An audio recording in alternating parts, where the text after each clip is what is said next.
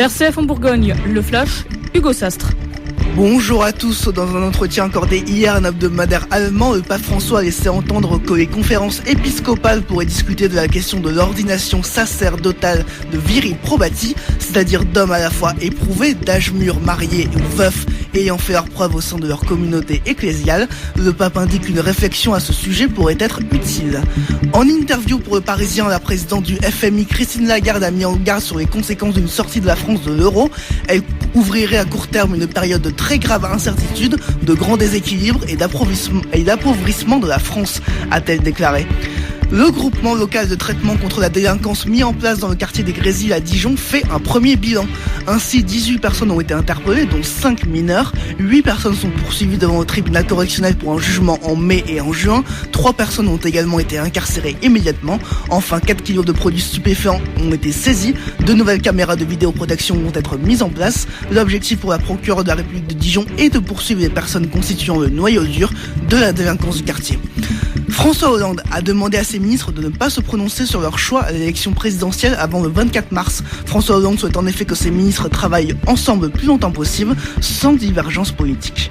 À Marsanne-et-la-Côte, des compositeurs collectifs doivent être installés demain à 10h. L'association Arborescence organise une animation de présentation pour expliquer le fonctionnement des placettes de compostage et répondre à toutes les questions des futurs utilisateurs. Le but de ce compostage est de réduire le plus possible les déchets ménagers. La présentation aura lieu entre les rues Greuze et Lamartine, à l'espace Sablé de Marsanne-et-la-Côte. Le centre interprofessionnel de formation d'apprentis de Mercurey en Saône-et-Loire a un de ses apprentis qui vient d'obtenir le titre de meilleur apprenti de France. Le jeune âgé de 16 ans était jugé sur l'organisation, l'hygiène et la fabrication en laboratoire, en dégustation et enfin en présentation. Son père avait obtenu le titre de meilleur ouvrier de France en 1988. Depuis lundi, le festival 100% féminin est organisé à Dijon. Ce festival organisé à la Maison des Sciences de l'Homme à l'Université de Bourgogne montre le travail d'exposition et de vernissage de 3 artistes féminines.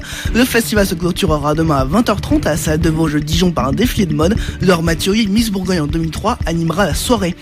Sur le même thème, la 6e édition des Drôles de Dames a commencé le 8 mars au théâtre de Mâcon. Il s'agit d'un festival de spectacles vivants uniquement consacré à la création féminine. Josiane Basco interprète par exemple le monologue de la femme rompue de Simone de Beauvoir, ou encore le collectif Les Filles de Simone propose une pièce de théâtre sur la maternité. Ce festival est à découvrir jusqu'au 31 mars à Mâcon.